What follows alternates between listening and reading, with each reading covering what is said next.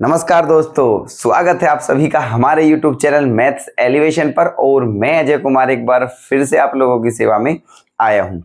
तो कैसे हो आप लोग? उम्मीद करता हूं सभी बेहतरीन होंगे और अपनी अपनी तैयारी को भी बेहतर तरीके से कर रहे होंगे।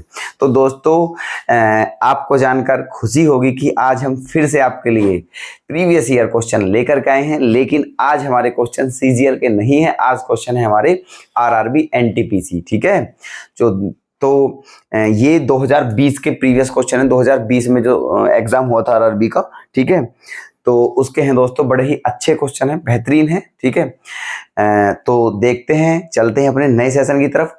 और दोस्तों, ऐसा मत समझना आप कि जो सीजीएल के क्वेश्चन है वो सीजीएल के एग्जाम में ही आएंगे, या फिर जो आरआरबी के क्वेश्चन है वो आरआरबी के एग्जाम में आएंगे। ऐसा कुछ भी नहीं है। जो सीजीएल के क्वेश्चन है वो आरआरबी में पूछे जा सकते हैं, जो आरआरबी के वो सीजीएल में पूछे जा सकते हैं, सीएचएस में पूछे जा सकते हैं। और जो थोड़ा लेवल जिनका थोड़ा नॉर्मल होता है वो कांस्टेबल लेवल पे भी पूछे जा सकते हैं। ठीक है, तो इसलिए जितने भी एग्जाम हैं सभी के प्रीवियस क्वेश्चन पर आप ध्यान दीजिए। ठीक है, ओके, चलिए तो चलते हैं अपने नए सेशन पर। आ जाइए दोस्तों, आपके सामने क्वेश्चन आ चुका है। ठीक है, तो ये 2000 का पेपर है, जो 2020 में पेपर हुआ था दोस्तों। ठीक है, उसका है। तो देखना पहला क्वेश्चन क्या है हमारा। 30 श्रमिक एक पुल का निर्माण 40 दिनों में कर सकते हैं। यदि 75 श्रमिकों को यही काम पूरा करने के लिए सौंपा जाए तो कुल कितने दिन लगेंगे? ठीक है, चलिए, तो ये क्वेश्चन दोस्तों आपका है टाइम एंड वर्क का क्वेश्चन है ये भी। ठीक है, अच्छा, आपको एक ट्रिक बताते हैं। यहाँ क्या ट्रिक होती है देखो ये यूज करनी है आपको। देखो, M1 D1 H1 upon W1 बराबर M2 D2 H2 upon W2। ठीक है, ये फॉर्मूला है दोस्तों।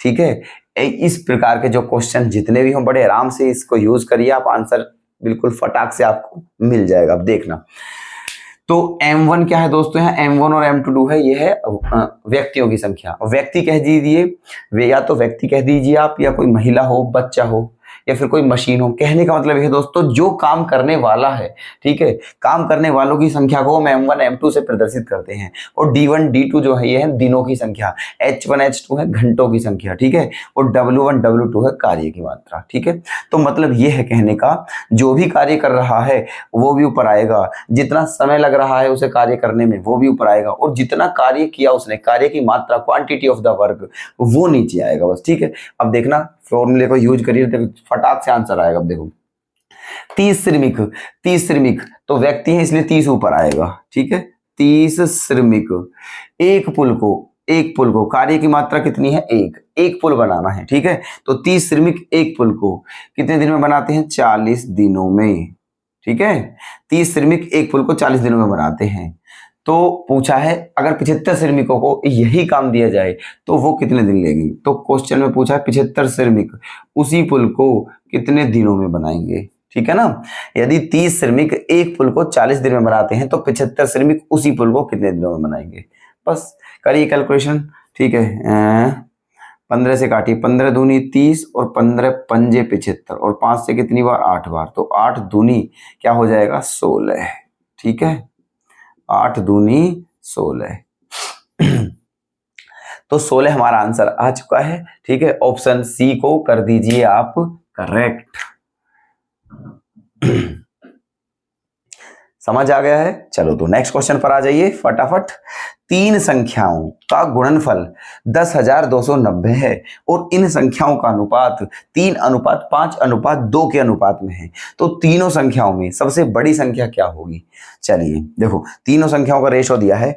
ये आप शायद जानते भी होंगे, और नहीं जानते हैं तो हम बता भी रहे हैं कि अगर कोई भी संख्याएं, ठीक है, संख्याओं का अनुपात में दी हुई हो और हमें अलग अलग करनी हो तो अनुपात हटा करके उनके साथ x लगा देते हैं। ठीक है, तो इसका मतलब पहली संख्या क्या हो जाएगी हमारी दोस्तों? 3x, दूसरी संख्या क्या हो जाएगी? 5x, और तीसरी संख्या क्या हो जाएगी? 2x।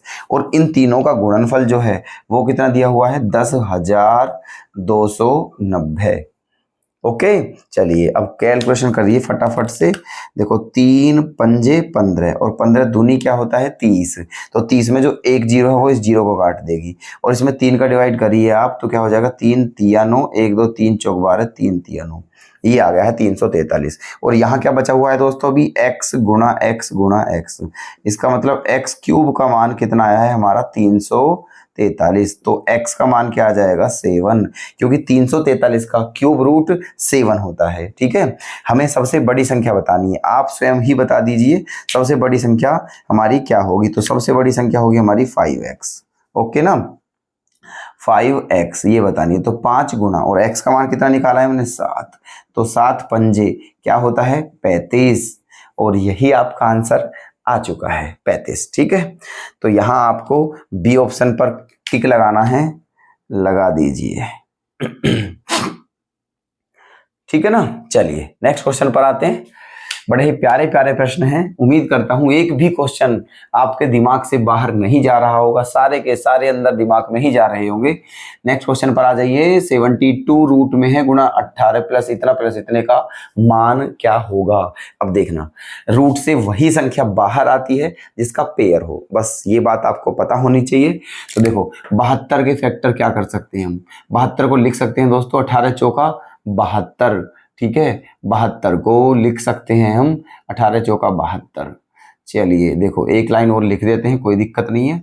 72 को लिख देते हैं 18 चौका 72 और ये 18 पहले से ही है। ठीक है, प्लस इसको हम लिख सकते हैं दोस्तों 0.2 इंटू 0.2, क्योंकि 0.2 की 2 बार गुणा कर कर ही 0.04 आ जाएगा। और इसको क्या लिख सकते हैं हम, है ना 0.8 गुणा 0.8। ओके, ऐसे।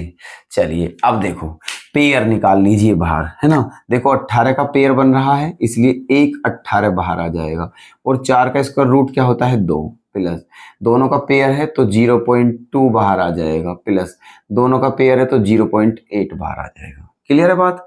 ठीक है, 18 दूनी क्या होता है 36, प्लस 0.2 और 0.8 को प्लस करने पर 1 आ जाएगा, तो 36 और 1 क्या हो जाएगा 37। और यही है हमारा आंसर। बताइए कैसा लगा आपको, option B correct. Okay, next question. 250 से 1000 तक कितनी संख्याएं ऐसी हैं जो 5, 6 व 7 से पूर्ण रूप से विभाज्य हैं। तो एक काम करते हैं दोस्तों, इन तीनों संख्याओं का ले लीजिए आप एलसीएम 5, 6 और 7 का। तो क्या आ जाएगा 5 6 30 सत्ते 210। क्लियर।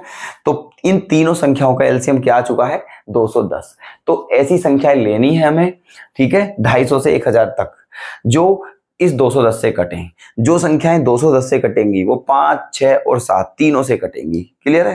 तो 210 का टेबल ही तो पढ़ना है, चलिए पढ़ते हैं 210 का टेबल। 210 का टेबल आपको याद है नहीं होगा, मेरे भी याद नहीं है। ठीक है, चलिए लेकिन 21 का तो होगा, 21 का तो होना चाहिए। 0 तो लगा ही देते हैं बाद में, बस 21 का करिए। देखो 21 एकम 21, ठीक है। तो 21 दूनी क्या होता है दोस्तों 42, मतलब 420। क्योंकि 210 तो संख्या हो ही नहीं सकती, क्योंकि वो तो 250 से भी कम है। हमें वो संख्या लेनी है जो 250 से बड़ी हो और 1000 तक। क्लियर है। तो इसलिए 2 बार, तो 21 दूनी 42 मतलब 420 और 21 तिया 63 और 21 चौका 84 और 21 पंजे ज्यादा हो जाएगा। ठीक है, इसलिए केवल ये 3 ही संख्याएं ऐसी हैं जो 5, 6 व 7 से विभाजित हैं। ठीक है, तो आपका आंसर आ चुका है 3, मतलब ऑप्शन सी। क्या बोलते हो बताइए। ओके, आ रहा है मजा, वेरी गुड। चलो नेक्स्ट क्वेश्चन पर आते हैं। 5000 रुपए की धनराशि को 10% वार्षिक साधारण ब्याज पर निवेश किया जाता है, तो कितने वर्षों में ब्याज की राशि 1500 रुपए हो जाएगी, ये हमें बताना है। ठीक है, समय बताना है, साधारण ब्याज है और ये जो दिया हुआ है कितने वर्षों में ब्याज की राशि 1500 रुपए हो जाएगी। ये 1500 जो है ना, ये क्या है हमारा मिश्र धन है। ठीक है, साधारण मिश्र धन मतलब ए बोलते हैं इसे। और ये 5000 रुपए जो है ये मूलधन है पी, और ये जो है 10% ये हमारी आर है और समय हमसे पूछा गया है। ठीक है, चलिए तो देखो साधारण मिश्र धन का फॉर्मूला जो होता है वो होता है ए बराबर मूलधन प्लस ब्याज, ये होता है। क्लियर है? चलिए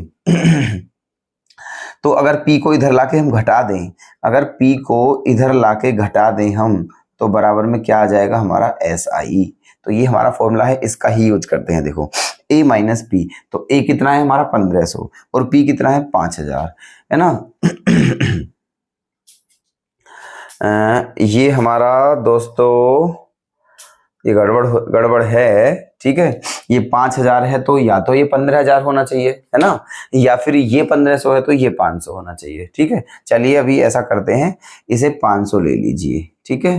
क्या ले लीजिए इसे? 500, ठीक है, क्योंकि ये 5000 से मतलब बताइए कम कैसे हो सकता है, अधिक ही होगा, ठीक है। चलिए तो ये 500 ले लीजिए आप, तो ये हमारा P है, R है, T है। अब लगा दीजिए फॉर्मूला। तो देखो 1500 में से 500 घटाने पर क्या आ जाएगा दोस्तों हमारा 1000। इसका मतलब A माइनस P का मान क्या है हमारा 1000। क्लियर है? ठीक है, चलो ये आ गया। अब SI, और SI क्या होता है हमारा, A माइनस P का मान हमारा 1000 आ गया है, और यह है SI सिंपल इंटरेस्ट। इसका फॉर्मूला क्या होता है, मूलधन गुणा दर गुणा समय बटे 100। तो मूलधन कितना है हमारा 500 रुपए, मूलधन गुणा दर कितनी है हमारी 10, और समय हमें बताना है, और अब बटे में क्या लेना है 100, ठीक है। ये हो गया है। चलो कैलकुलेशन कर लो फटाफट। तो क्या आ जाएगा, देखो 1 2 3, 1 2 3, ठीक है। ये 3 जीरो क्या हो चुकी हैं हमारी, कट चुकी हैं। क्लियर है बात? ठीक है। चलिए अब क्या बचा है दोस्तों, ये 5, और 5 से कितनी बार जाएगा ये 20 बार, ठीक। भाई 3 जीरो से 3 जीरो खत्म हो गए, नीचे बचा 100, ऊपर 5 है, तो 5 से कितनी बार कटेगा ये 20 बार। इसका मतलब समय कितना आ जाएगा 20 वर्ष। क्लियर? समय कितना आ जाएगा 20 वर्ष, और यही हमारा क्या है आंसर। अब ऑप्शन देखते हैं, ऑप्शन में दोस्तों कहीं भी नहीं है हमारा 20, ठीक है।